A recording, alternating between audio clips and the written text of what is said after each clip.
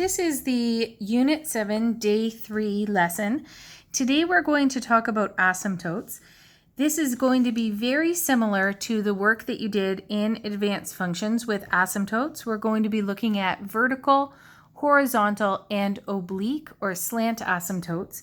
The difference here this year, that now that we know limits, we're going to be using limit notation to describe the behavior around asymptotes.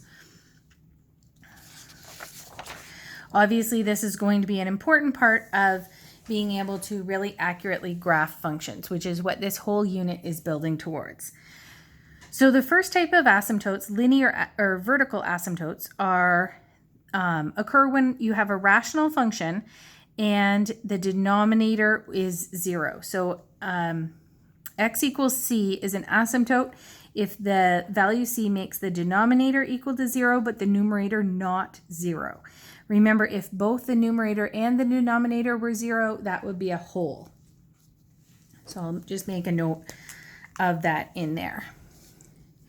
So if you have q at c equal to p at c both equal to 0, this is a whole. So that would still be a discontinuity, but that would be a removable discontinuity, unlike the asymptote.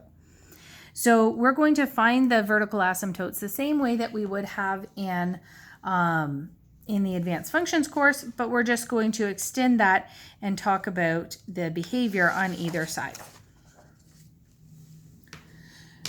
So in my first example here, we have a function.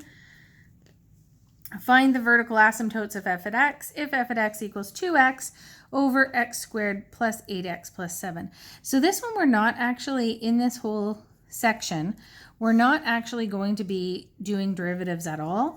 Asymptotes deal with just the function itself and not the derivative. So again, we'll need to factor the denominator and state where the vertical asymptotes occur. X equals -7 and x equals -1. Okay, we're going to create a chart and talk about what happens as x approaches -7 from the left and the right and -1 from the left and the right. And then we're going to summarize that behavior using our sided limit notation, which is really like the new added thing in this unit.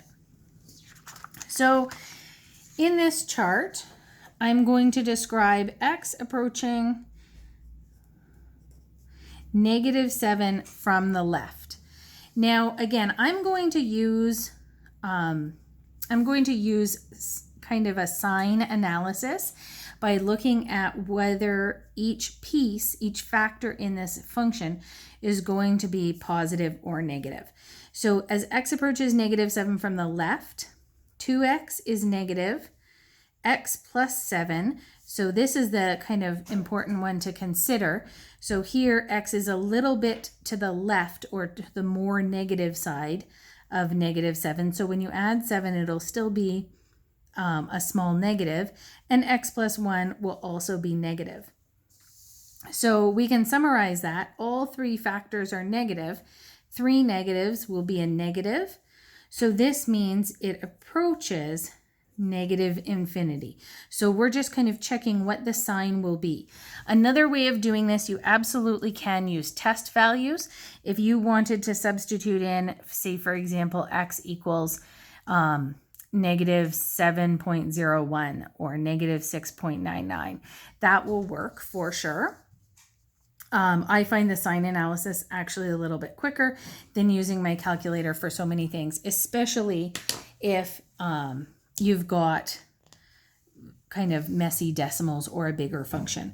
So I'm just going to make a note there, or sub x equals -7.01, like that. I find this faster. The next one, we're going to look at x approaching -7 from the right. So this would be from the right-hand side. 2x still going to be negative. Now x plus 7 is going to be a positive value because if we had, say, negative 6.99, adding 7 would bring that into the positives. X plus 1 is still negative, negative, positive, negative. We come out to a positive value. So that means that our function approaches positive infinity. So we could just sub x equals, say, negative 6.99, a value really close to the value of the asymptote, to see is that going into the big negatives or big positives, which is probably how you did it in advanced functions. Again, it's totally fine, just probably takes a bit longer and requires a calculator. We're going to do the same thing with x approaching negative 1 from the right and left. Of course, with both of these, they're negative values. So 2 times that value is going to be negative in both. If we add 7 to either of those, that's both going to be positive. I'm just kind of like shortcutting through here. If I'm approaching x towards negative 1 from the left and I add 1, that's still going to be negative. If I'm approaching from the right, say like a negative 0.99, and I add 1, that'll be positive. So we can look across negative, positive, negative.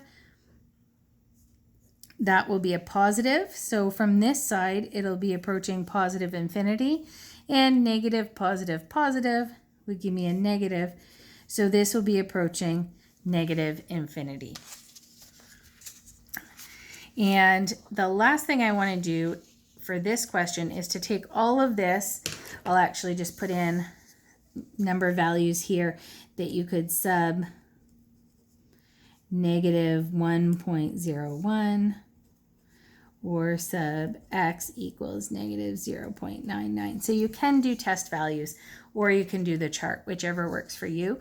The really important thing here, and this is going to highlight the difference between last year in advanced functions and this year with calculus, is the summary. So here I'm going to take the stuff that I got from that chart and summarize it using limit notation. So this is the notation with the sided limits. It's not anything super tricky. It's just trying to get you towards using math notation. So I'm going to say the limit as x approaches negative 7 from the left, remember of f at x, I have to say what I'm taking the limit of, is negative infinity. So that's what that limit is.